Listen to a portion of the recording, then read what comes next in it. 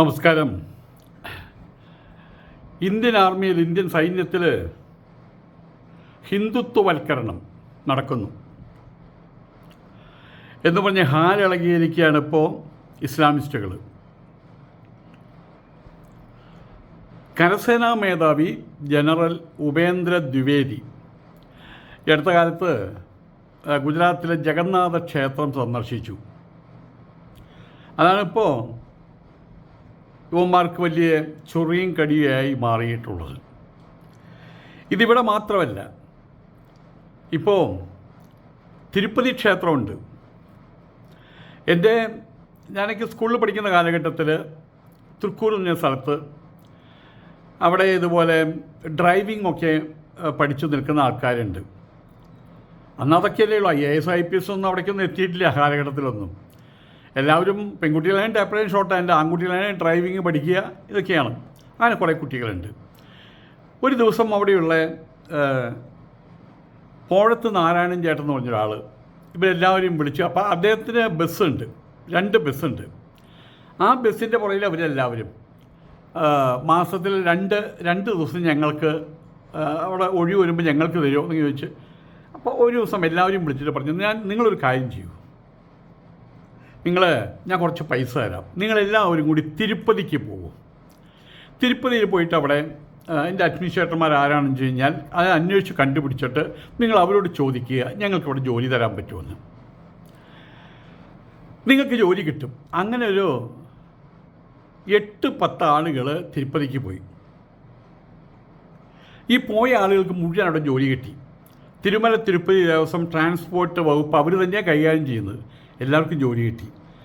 അതിൽ പിന്നെ ആരും തിരിച്ചു വന്നില്ല. എല്ലാവരും അവിടെ തന്നെ കല്യാണം കഴിച്ച് അവിടെ തന്നെയുള്ള മറ്റേ അന്ന് ആന്ധ്രാപ്രദേശാണ്, അവിടുത്തെ പൗരന്മാരായിട്ട് മാറി.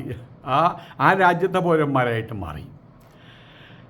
ഇങ്ങനെ ഒരുപാട് മലയാളികൾ, തമിഴ്നാട്ടുകാർ, കന്നഡ ആൾക്കാരൊക്കെ തിരുമല തിരുപ്പതി ദേവസ്ഥാനത്ത് പോയിട്ട് ജോലി വാങ്ങിക്കുന്ന ആൾക്കാരുണ്ട്, വിവിധതരം ജോലികൾ. അതിൽ ഈ പോയ 8-10 ആളുകളിൽ ഭൂരിഭാഗവും ക്രിസ്ത്യാനികളും. ഏകദേശം ഒരു കണക്ക് പറയുകയാണെങ്കിൽ ഒരു 4 ക്രിസ്ത്യാനികളും, ഒരു 4 മുസ്ലിങ്ങളും, പിന്നെ 1-2 ഹിന്ദുക്കളും മാത്രമേ ഇതിനകത്തുണ്ടായിരുന്നുള്ളൂ.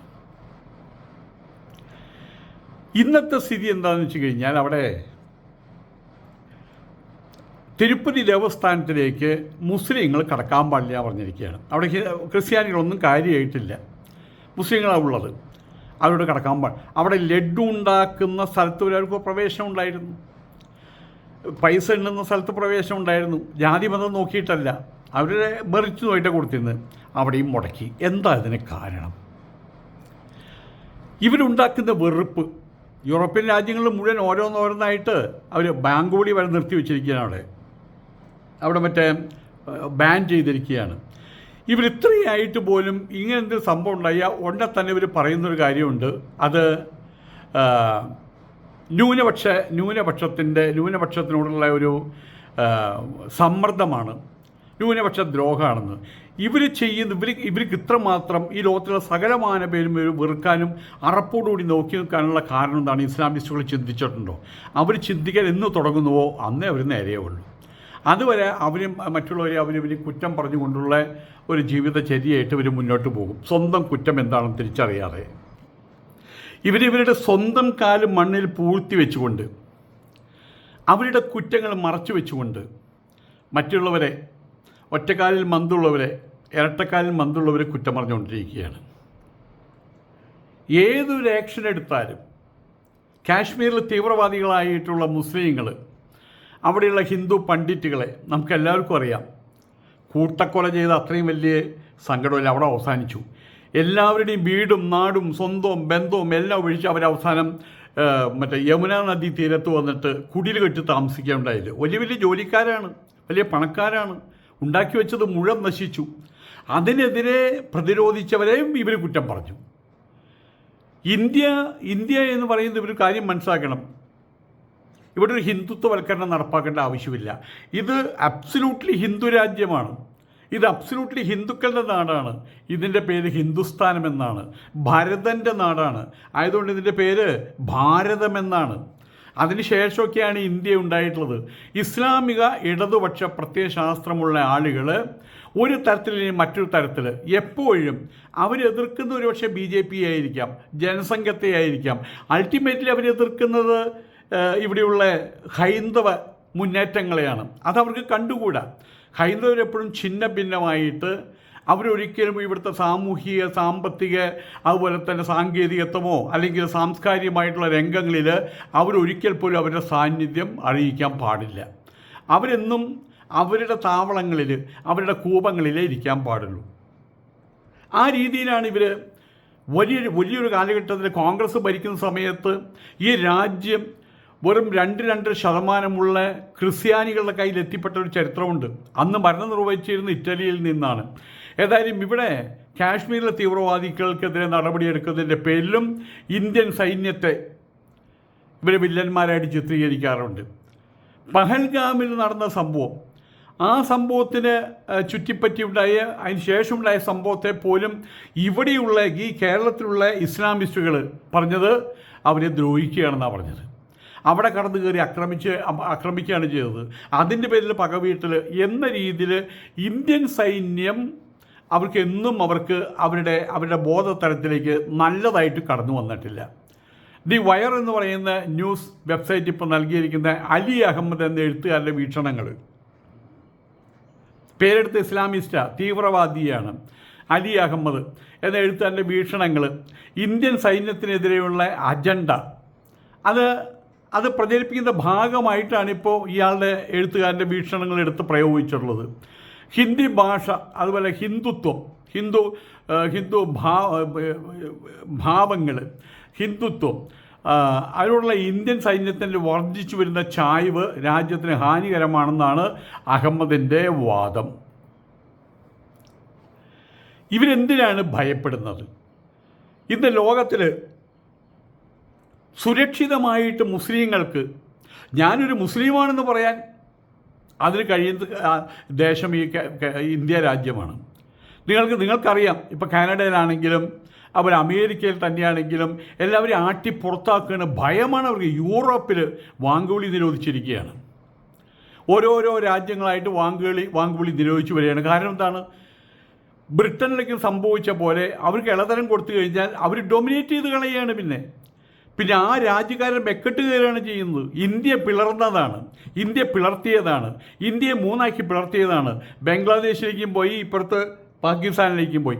ഇന്നലെ ഞങ്ങളുടെ സമൂഹത്തിലുള്ള ഒരു സന്യാസി വര്യൻ അദ്ദേഹം പറഞ്ഞൊരു കാര്യം, ഇനിയും ഒരു പിളർപ്പ് ഉണ്ടാകട്ടെ, പക്ഷേ ഇനിയൊരു പിളർപ്പുണ്ടാകുന്ന സമയത്ത് ഭാരതത്തിനകത്ത് ഇവിടെ ഇപ്പോഴുള്ള മുസ്ലിങ്ങളെ മുഴുവൻ അവിടേക്കാണ് പറഞ്ഞയച്ചിരിക്കുക. പിന്നെ ഒരു തരി പോലും, മരുന്നൊരു തരി പോലും ഒരു മുസ്ലിം ഇന്ത്യയിൽ ഉണ്ടാവാൻ പാടില്ല, ഭാരതത്തിൽ ഉണ്ടാവാൻ പാടില്ല എന്ന് അദ്ദേഹം പറഞ്ഞത് കേൾക്കുന്ന സമയത്ത് നമുക്ക് തോന്നും, ഇയാൾ എവിടത്തുകാരനാണ്, ഇയാൾ എന്ത് സന്യാസിയാണ്, ഇയാൾ തീവ്രവാദിയാണ് എന്നൊക്കെ പറഞ്ഞു കളയും. സത്യം അതല്ലേ? ആ പറയുന്നതിൽ വസ്തുതയില്ലേ? ആലോചിച്ച് നോക്കുക. എല്ലാം കഴിഞ്ഞ് എല്ലാം ഉപേക്ഷിച്ച് പോയിട്ട് ബാക്കിയുള്ള ആളുകളെ ഇവിടെ നെഹ്റു പറഞ്ഞത്, ഇനി അവരുടെ കാര്യം അന്വേഷിക്കേണ്ട, ചത്തകുതിര അത് അവസാനിച്ചോളുന്നു. അത് ചത്തകുതിരയായിരുന്നില്ല, ഒരു വൈറസ് മതി, അത് പറന്നു കയറി വസൂരിയാകാനും കുഷ്ഠരോഗാനും പ്ലേഗാകാനും എന്താകാനും അത് മാത്രം മതി. അതാണ് ഇപ്പോൾ ഇവിടെ സംഭവിച്ചു വരുന്നത്. ഹിന്ദി ഭാഷയോടൊരു വെറുപ്പ്, ഹിന്ദുത്വത്തോടൊരു വെറുപ്പ്, ഇവരുടെ വാങ്കുവിളി. ഇത്ര കാലമായിട്ടും ഒരു ഇന്ത്യൻ ഭാഷയിൽ അവർക്ക് വാങ്കുവിളിക്കാൻ അവർ കഴിഞ്ഞിട്ടില്ല. അറബി ഭാഷ, എന്താണ് ഈ അറബി ഭാഷ? ഇവിടെ ആർക്കായി അറബി ഭാഷ അറിയുക? ഇവിടെ ആളുകൾ തമ്മിൽ കാണുമ്പോൾ, എന്നെ സംബന്ധിച്ചിടത്തോളം ഞാൻ ഒരാളെ കാണുന്ന സമയത്ത് ഞാൻ ചിലപ്പോൾ സലാം പറയും, പക്ഷെ അവരൊരിക്കൽ പോലും തിരിച്ച് ഒരാളോടും നമസ്കാരം എന്ന് പറഞ്ഞ ചരിത്രവുമില്ല. വിളക്കോളത്തിൻ്റെ കാര്യമൊക്കെ അറിയാലോ. ഈ ഇന്ത്യ രാജ്യത്ത് വന്ന് ഒരു വിഘടിത ഭാവം അവരെല്ലായിടത്തും പ്രദർശിപ്പിക്കുന്നുണ്ട്. ഹിന്ദി ഭാഷയോടുള്ള ദേഷ്യം അതാണ്. അവരെ ഹിന്ദുത്വ വിരോധം. ഇവിടെ ഹിന്ദുത്വമല്ലാതെ എന്താ ഇവിടെ നടപ്പാക്കാൻ കഴിയുക? ഇവിടെ മുഴുവൻ ഹിന്ദുക്കളാണ്. 80% ഹിന്ദുക്കളാണ്. 80% കാലാകാലങ്ങളായിട്ട് ഇവിടെ അനുവർത്തിച്ച് വരുന്നു. ഇപ്പോൾ പറയുന്നത് 10 ലക്ഷം വർഷങ്ങൾക്ക് മുമ്പ് ഹിന്ദു ഉണ്ടായിരുന്നോ? ഇവിടെ ഉണ്ടായിരുന്നു, മുസ്ലിമാണ് ഉണ്ടായത്, മുസ്ലിമാണ് ഈ രാജ്യത്തെ കണ്ടെത്തിയത്, അവരാണ് ഇവിടെ എഴുതാൻ പഠിപ്പിച്ചത്, അവരാണ് ചിന്തിക്കാൻ പഠിപ്പിച്ചതെന്നുള്ള രീതിയിലുള്ള ഈ പറയുന്ന അറേബ്യൻ രാജ്യങ്ങൾ അതവിടെ എണ്ണ കണ്ടെത്തുന്നവരെ ഈ വക സാധനങ്ങൾ ഇവിടെ കക്കുസ കുഴി കുത്താനും അഴുക്ക് മാറ്റാനും നടന്നിരുന്ന ആൾക്കാരെ ഇവിടെ ഇത്തരം ആൾക്കാർ ഇവർക്ക് എന്താണ് മക്ക, എന്താണ് മസ്ജിദ്, എന്താണ് ഹറാം, എന്താണ് ഖുറാൻ എന്ന് പോലും അറിയാത്തൊരു സാഹചര്യം 80 വർഷങ്ങൾക്ക് മുമ്പുണ്ടായിരുന്നു. അബുദാബി എന്ന രാജ്യം ഉണ്ടായിട്ട് 80 വർഷമേ ആയിട്ടുള്ളൂ. മണലാരണ്യത്തിൽ അവിടെ ഉണ്ടായിരുന്നത് ധാബി എന്ന് പറഞ്ഞ തരം മൃഗങ്ങൾ അവിടെ ഉണ്ടായിരുന്നത്. അവരുടെ പിതൃഭൂമിയാണ് അച്ഛൻ അബുവിൻ്റെ പിതൃഭൂമി, അതാണ് അബു ധാബി എന്ന് പറയുന്നത്. ഈ അടുത്ത കാലത്തുണ്ടായതാണ്. ഇപ്പോൾ അവർ പറയുന്നത് അതാണ് ആദ്യം ഉണ്ടായതെന്ന് പറയാൻ പോലും മടിക്കാത്തവരായിട്ട് മാറിയിട്ടുണ്ട്.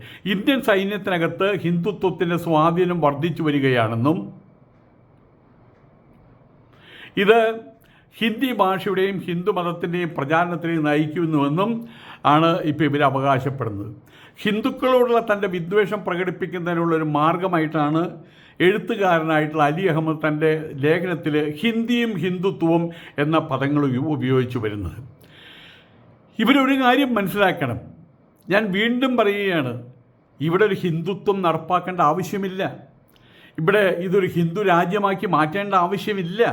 കാരണം എന്താണ്? സൂര്യന് ചൂടുണ്ടാക്കേണ്ട ആവശ്യമുണ്ടോ? സൂര്യൻ ചൂടാണ്, വെള്ളം അത് തണുപ്പാണ്, ഐസും കട്ട തണുപ്പാണ്. അതിനെ വീണ്ടും നമ്മൾ തണുപ്പിക്കേണ്ട ആവശ്യമില്ല. അതിൻ്റെ സ്വഭാവം അതാണ്. ഇതുപോലെ ഈ രാജ്യത്തിൻ്റെ സ്വന്തം ഭാവം എന്താണ്? അത് ഹിന്ദുത്വത്തിൽ അധിഷ്ഠിതമാണ്, ഹൈന്ദവ ഭാവങ്ങളിൽ അധിഷ്ഠിതമാണ്. ഇനി അതിനെ അതാക്കി മാറ്റേണ്ടുന്നൊരു ആവശ്യമില്ല എന്ന് സാരം. എങ്കിൽ പോലും എവിടെയെങ്കിലും എപ്പോഴെങ്കിലും ഹിന്ദുത്വ ഭാവങ്ങൾക്ക് ഒരു വലിയ കാലഘട്ടം എവിടെയും ഹിന്ദു എന്ന് പറയാൻ മടിക്കാത്തവരായിട്ടുള്ള ഹിന്ദുക്കളാണ് ഈ ദേശത്തുണ്ടായിരുന്നത്. ഇപ്പോൾ അത് പറയാൻ അവർക്ക് കഴിയുന്നില്ല. കാരണം കഴിഞ്ഞ 2014 മുതൽക്ക് BJPയുടെ ഭരണം വന്നു, അഥവാ RSൻ്റെ ഭരണം വന്നു, അഥവാ നരേന്ദ്രമോദിയുടെ ഭരണം വന്ന ശേഷം ആൾക്കാർ ആത്മാഭിമാനത്തോടുകൂടി ഞാൻ ഹിന്ദുവാണെന്ന് പറയുന്നുണ്ട്. അദ്ദേഹം എവിടെ പ്രസംഗിക്കും ആദ്യം എന്താ പറയുക? ഭാരതമാതാ കി ജയ് എല്ലാവരും പറയുന്നുണ്ട്, ആവേശത്തോടുകൂടി പറയുന്നുണ്ട്. നയിക്കാൻ ഒരാളില്ലാത്തതിൻ്റെ പ്രശ്നമായിരുന്നു. ജയ് ശ്രീരാം പറയുമ്പോൾ എല്ലാവരും ഏറ്റുവിളിക്കുന്നുണ്ട്. ഇന്നിപ്പോൾ കേരളത്തിലടക്കമുള്ള ആളുകൾക്ക് ഞാനൊരു ഹിന്ദുവാണിടെ എന്ന് പറയാനുള്ള ശേഷി, അതാ ഒരു ബോധമായ ശേഷി ഉണ്ടായിട്ടുണ്ട്. ഇതിനാണ് ഇപ്പോൾ ക്രിമികടി. വാസ്തവത്തിൽ ഇത്രയും കാലം ഹിന്ദു എന്ത് പറഞ്ഞാൽ തന്നെയും ഹിന്ദു പൊട്ടും കുത്തി പള്ളിയിൽ പോയി സ്കൂളിൽ പോയി കഴിഞ്ഞാൽ, തൃശ്ശൂരൊക്കെ ഉണ്ടായ സംഭവമാണ് ഇത്, കുത്തി പോകുമ്പോൾ അവിടെയുള്ള ഈ തട്ടമിട്ട കന്യാസ്ത്രീ പെണ്ണുങ്ങളുണ്ട്, അവർ പറയും വേഷം കെട്ടി വന്നിരിക്കുക, പഠിക്കാൻ സമയമല്ല, ഈ പൊട്ടു തൊട്ടേനായി പറയുന്നത്. ഇപ്പോൾ പല ക്രിസ്ത്യൻ സ്കൂളുകളിലും ഹിന്ദു പ്രാർത്ഥനാലയങ്ങൾ വെച്ചിരിക്കുക. കാരണം എന്താണ്? ഹിന്ദുക്കൾ മനസ്സിലായി ഞങ്ങൾ എന്തിനാണ് ഇങ്ങനെ ഇവരെ അപഹസിക്കുന്നതും കേട്ട് ഇവരുടെ ആക്ഷേപങ്ങളും കേട്ട് ഞങ്ങൾ എന്തിനാ ഇവരെ ഗുദാമിലേക്ക് പോകണമെന്ന് ചിന്തിക്കാൻ തുടങ്ങിയോടുകൂടിയിട്ട് അവരുടെ ചിന്താഗതി മാറാൻ തുടങ്ങിയെന്നർത്ഥം. ഇപ്പോൾ ഹിന്ദു ഉണരുകയാണ്, സാവകാശം ഉണരുകയാണ്, സാവധാനം ഉണരുകയാണ്. അതാണിപ്പോൾ ഇവരുടെ ചൊറിയും കടിയും എന്നർത്ഥം. ഇവർക്ക് ഒരിക്കലും ഡൊമിനേറ്റ് ചെയ്യാൻ പറ്റില്ല. ഇന്ത്യയിൽ ഹിന്ദുക്കളുടെ മേലെ ഡൊമിനേറ്റ് ചെയ്യാൻ ഇവർക്ക് കഴിയില്ല. എന്തിനേറെ സൗദി അറേബ്യയിലാണെങ്കിലും UAE അവിടെയും മുസ്ലിം ഡൊമിനേഷനല്ല നടക്കുന്നത്, ആ നാടിൻ്റെ ആളുകളുടെ, അത് മുസ്ലിമാണ്. അല്ലാണ്ട് ഇസ്ലാം ഡൊമിനേഷനാണ് നടക്കുന്നത്. അവിടെ അതാണ് സൗദി അറേബ്യ ഞങ്ങളുടെ നാടാന്ന് പറഞ്ഞ് നടക്കുന്ന കുറേ ആൾക്കാർ ഇവിടെ ഉണ്ട്. എന്നോട് പറഞ്ഞു നീ ദുബായിലേക്ക് വന്ന്, ഇവൻ്റെ തന്തയുടെ തള്ളയുടെ ഞാൻ ചോദിക്കുന്നില്ല, ആണോ ഈ ദുബായ്? അവിടെ ദുബായിൽ എന്നെ വിളിക്കുന്നത്, ദുബായിക്കാരാണ് എന്നെ വിളിച്ചുകൊണ്ടിരിക്കുന്നത്. അവിടുത്തെ രാജാവിനെ വിളിച്ചിട്ടുണ്ട്, രാജാവിൻ്റെ കൊട്ടാരത്തിൽ പോയിട്ടുണ്ട്, 3 തവണ ഞാൻ പോയിട്ടുണ്ട്. പിന്നെ ആ ഒരു സാഹചര്യത്തിൽ ഇവിടെയുള്ള ആൾക്കാർ പറയാണ് ഞങ്ങളുടെ ദുബായിലേക്ക് വരാൻ ഈ നായ്ക്കൾ മനസ്സിലാക്കുന്നില്ല. അങ്ങനെയാണെങ്കിൽ എനിക്ക് പറഞ്ഞൂടെ, നിങ്ങൾ എന്തിനാടാ ഞങ്ങളുടെ രാജ്യത്ത് താമസിക്കുന്നത്? നിങ്ങൾ എന്തിനാടാ ഹിന്ദുക്കളുടെ രാജ്യത്ത് താമസിക്കുന്നത്? എന്തായാലും ഇവരെ തന്നെ തല്ലിത്തൊഴിക്കാനുള്ള മാർഗം തീവണ്ടിയുടെ മുമ്പിൽ ആലോചിച്ച് കിടന്നാൽ എന്താണ്ടാവും? അതാണ് സംഭവിക്കുന്നത്. ഈ ഹിന്ദുസ്ഥാനത്തിൽ ഏറ്റവും സന്തോഷമായിട്ട് ഇന്ന് പശ്ചിമേഷ്യയിൽ പോയിട്ടൊരു ക്രിസ്ത്യാനിക്ക് മുസ്ലിമിന് താമസിക്കാൻ പറ്റൂ? ഇന്നലെ കാലത്തൊരു 10 മണി സമയത്ത് നമ്മളുടെ ദുബായിൽ എല്ലായിടത്തും, അബുദാബി ദുബായിൽ പ്രത്യേകിച്ചും എല്ലായിടത്തും ഒരു വാട്സപ്പിൽ ഇത് വരികയാണ്, അറിയിപ്പ് വരികയാണ്, ഗവൺമെൻറ് അറിയിപ്പ്. എല്ലാവരും സുരക്ഷിത സ്ഥാനങ്ങളിലേക്ക് മാറണം, ജനലുകളും വാതിലുകളൊക്കെ അടയ്ക്കണം, അപകടമെന്ന് പറഞ്ഞ് 2 മണിക്കൂർ എല്ലാവരും വേവലാതിപ്പെട്ടു. അപ്പോഴും വന്നു കുഴപ്പമില്ലായിരുന്നു. കാരണം എന്താണ്? അമേരിക്ക വീണ്ടും യുദ്ധം ആരംഭിച്ചു. ഇന്നിപ്പോൾ മുസ്ലിം രാജ്യങ്ങളിൽ സന്തോഷമായിട്ട് സമാധാനമായിട്ട് ആർക്കും ജീവിക്കാൻ പറ്റുന്നുണ്ടോ? കൈ ഉയർത്തി ജയ് വിളിക്കാൻ പറ്റുന്നുണ്ടോ? സ്ത്രീകളുടെ ഗതികൾ അതിനേക്കാൾ ഒരു ഗായികയായിട്ടുള്ള സ്ത്രീയെ പരസ്യമായിട്ട് 108 അടി കൊടുക്കാൻ വേണ്ടി 180 അടി കൊടുക്കാൻ അതും പരസ്യമായിട്ട് നിർത്തിയിട്ട്. ഇതാണ് അവിടുത്തെ സ്ഥിതി. ഇന്ത്യയിലത്തെ സ്ഥിതിയോ? ഇന്ത്യയിൽ ഈ വക മാങ്ങാത്തൊലിയന്മാർ, ഈ തൊലിപ്പന്മാർ ഈ വക പ്രശ്നം ഉണ്ടാക്കിയില്ലെങ്കിൽ ഏറ്റവും അന്തസ്സായിട്ടും ആഭിയാത്യത്തോടെയും സരളമായിട്ടും സുരക്ഷിതമായിട്ടും മുസ്ലിങ്ങൾക്ക് താമസിക്കാൻ പറ്റിയൊരിടം ഇന്ന് ലോകത്തിൽ ഭാരതമാണ്. അതിനെങ്കിലും കലക്കണം. അതാണ് ഇപ്പോൾ ഇവർ ചെയ്തുകൊണ്ടിരിക്കുന്നത്. ഇവരിവിടെ നിർബന്ധിതമായിട്ട് ഹിന്ദി അടിച്ചേൽപ്പിച്ച് സൈന്യത്തെ ഹിന്ദുവൽക്കരിക്കാൻ ഒരു വലിയ ഗൂഢാലോചന നടക്കുന്നുണ്ടെന്ന് അലി അഹമ്മദ് പറയുന്നു. ഇസ്ലാമിസ്റ്റ് ഇത് മറ്റൊരു കാര്യം, നിർബന്ധിതമായിട്ട് ഹിന്ദി അടിച്ചേൽപ്പിച്ച് സൈന്യത്തെ ഹിന്ദുത്വവൽക്കരിക്കാൻ തോന്നുന്ന സമയത്ത് ഒരു പക്ഷേ ഗവൺമെൻറ് തോന്നും അങ്ങനെയായപ്പോൾ എന്താ കുഴപ്പം. ഇവിടെ എൻ്റെ വ്യക്തിപരമായിട്ട് പറയാൻ വെച്ചാൽ ചില പേട്ട് തലയന്മാരുണ്ട്. അയാൾ RSSൻ്റെ ചാരനാണെന്ന് ഇവിടെ നാമജപം ഉണ്ടായിരുന്നു. ഇനി പറയൂ ഒരു ഞാൻ RSSൻ്റെ ചാരനാണെന്ന്? ഞാൻ RSSകാരനാടാ, ഞാൻ RSSകാരൻ തന്നെയാടാ, ഞാൻ RSSൻ്റെ ചാരനല്ലടാ, ഞാൻ RSSകാരൻ തന്നെയാടാ. ഫസ്റ്റ് OTC കഴിഞ്ഞിട്ടുള്ളവനാടാ ഞാൻ. ഇനി സെക്കൻഡ് OTC ഞാൻ പോകാൻ നിൽക്കാനാടാ ഞാൻ. കഴിഞ്ഞില്ലേ?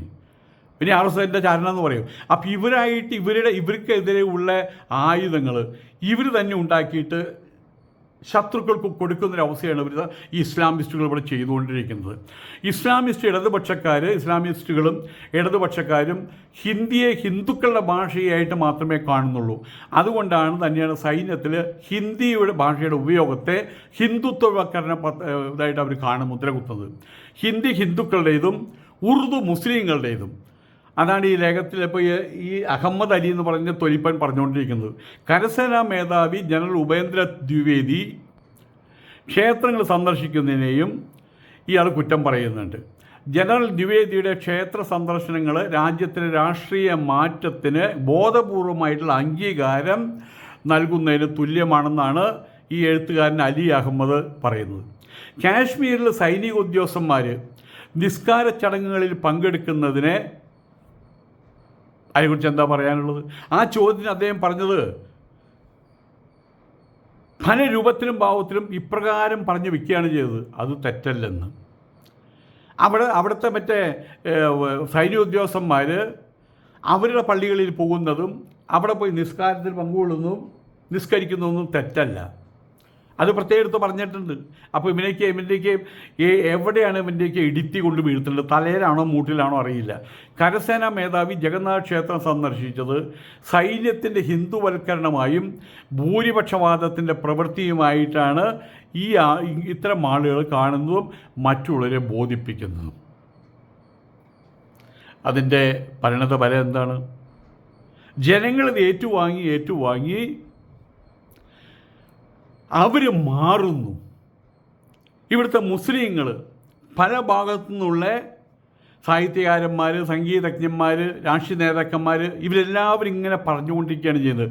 നമ്മുടെ കേരളത്തിൽ മലപ്പുറത്ത് മുസ്ലിം ലീഗുണ്ട്. മുസ്ലിം ലീഗ് ഇവിടെയുള്ള വലിയ വലിയ പ്രശ്നങ്ങൾ അവർ പറയുന്നില്ല.